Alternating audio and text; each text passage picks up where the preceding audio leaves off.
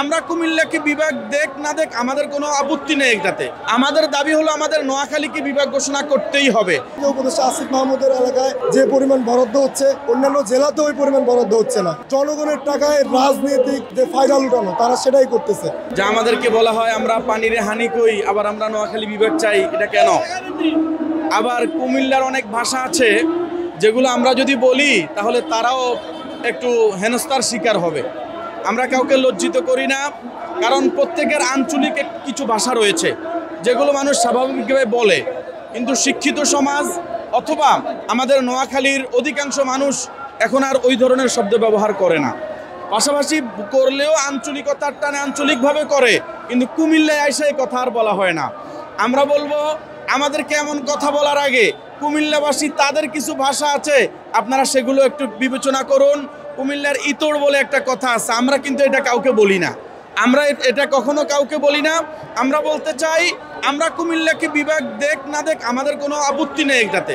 আমাদের দাবি হলো আমাদের নোয়াখালীকে বিভাগ ঘোষণা করতেই হবে, কারণ নোয়াখালী এরিয়ার দিক থেকে বড়, নোয়াখালী বাণিজ্যিক দিক থেকে নোয়াখালী এগিয়ে, নোয়াখালী শিল্প কারখানার দিক থেকে এগিয়ে, নোয়াখালী রেমিটেন্সের দিক থেকে এগিয়ে, নোয়াখালীর মানুষ জনসংখ্যার দিক থেকেও নোয়াখালী এগিয়ে, এবং নোয়াখালী 47-এর ভূমিকার দিক থেকে এগিয়েছিল, নোয়াখালী 52 ভাষা আন্দোলনে এগিয়েছিল, নোয়াখালী 71-এর স্বাধীনতা আন্দোলনে এগিয়েছিল, নোয়াখালী জুলাইয়ের 24-এর জুলাই আন্দোলনে নোয়াখালী এগিয়েছিল, রাজপথে ছিল, রক্ত দিয়েছিল।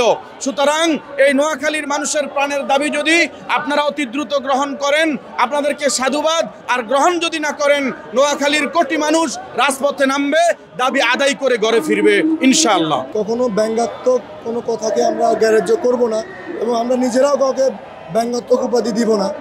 আমি একটা কথাই প্রথমেই বলি জাতির উদ্দেশ্যে এবং আপনাদের মাধ্যমে। প্রথম কথা হচ্ছে জনগণের টাকায় রাজনীতি বন্ধ করতে হবে। হ্যাঁ, আমি কিংস পার্টির নেতাদের উদ্দেশ্য করে বলতে চাই যে আপনারা কুমিল্লা বিভাগ করেন, কুমিল্লাকে রাষ্ট্র বানান, সেটা আপনাদের ব্যক্তিগত বিষয়, কিন্তু একটা স্বতন্ত্র জেলাকে আপনাদের মানে আন্ডারে নিয়ে যাবেন, এটা আমরা মেনে নিব না। আমাদের একটা ভাষাগত সংস্কৃতি আছে, আমাদের একটা ঐতিহ্য আছে, আমাদের একটা নিজস্ব একটা আপনার আত্মসম্মান বোধ আছে। সেক্ষেত্রে আমরা আসলে কোনোভাবেই কুমিল্লার সাথে যুক্ত হব না। এক, দ্বিতীয় কথা হচ্ছে আমি গভর্নমেন্টের উদ্দেশ্যে এটুকুই বলবো যে আপনাদের উদ্দেশ্য থাকে যদি প্রশাসনিক বিকেন্দ্রীকরণ, শুধুমাত্র প্রশাসনিক কাজের চাপকে কমানো, কিন্তু প্রান্তিক অঞ্চলে সেবা প্রদান না, তাহলে ঠিক আছে। কিন্তু আপনারা যদি লক্ষ্য করেন যে অ্যাকচুয়াল বিভাগ কেন বাস্তবায়ন হয়, একটা নতুন বিভাগ সরকার করে যাতে করে প্রান্তিক অঞ্চলে সরকারি সেবা দ্রুত পৌঁছায়। তো আপনি যদি দেখেন নোয়াখালী, লক্ষ্মীপুর, ফেনী, চাঁদপুর এই অঞ্চলগুলো কিন্তু উপকূলীয় অঞ্চল। তো আমাদের যদি এই অঞ্চলে যদি একটা নতুন করে বিভাগ হয়, তাহলে আপনার চট্টগ্রাম এবং কুমিল্লার মধ্যবর্তী পয়েন্ট কিন্তু নোয়াখালী।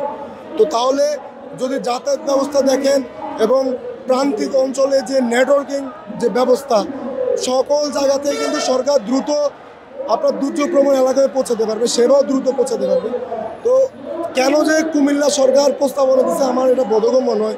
ব্যক্তিগত আমি মনে করি যে সরকারকে আরও স্টাডি করা উচিত, এবং উপদেষ্টা আসিফ মাহমুদকে আমি এতটুকুই বলবো যে আপনি আপনার জেলাকে বিভাগ করেন, সেটা আপনার ব্যক্তিগত বিষয়, কিন্তু আপনি একজন নিরপেক্ষ মানুষ, আপনি একজন নিরপেক্ষ সরকারের অংশ হয়ে আপনি বৈষম্যমূলক আচরণ করতে পারেন না। আপনার সম্প্রতি দেখতেছেন যে উপদেষ্টা আসিফ মাহমুদের এলাকায় যে পরিমাণ বরাদ্দ হচ্ছে অন্যান্য জেলাতে ওই পরিমাণ বরাদ্দ হচ্ছে না। এতে করে আমরা লক্ষ্য করি যে জনগণের টাকায় রাজনৈতিক যে ফায়দা লুটানো তারা সেটাই করতেছে। যে আগের যে বন্দোবস্ত, রাজনৈতিক বন্দোবস্ত, সেটা চলমান রয়েছে।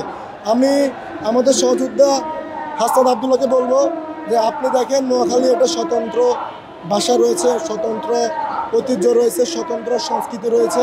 তো আপনারা আসলে মানে বৈষম্যমূলক আচরণ করবেন না, আপনারা নোয়াখালীর সাথে থাকুন। এবং দেশবাসীকে উদ্দেশ্য করে আমি বলবো যে নোয়াখালীর ঐতিহ্য নিয়ে আমরা আছি, আমরা নোয়াখালীর ঐতিহ্য নিয়ে থাকবো, আমরা কারোর সাথে যুক্ত হব না।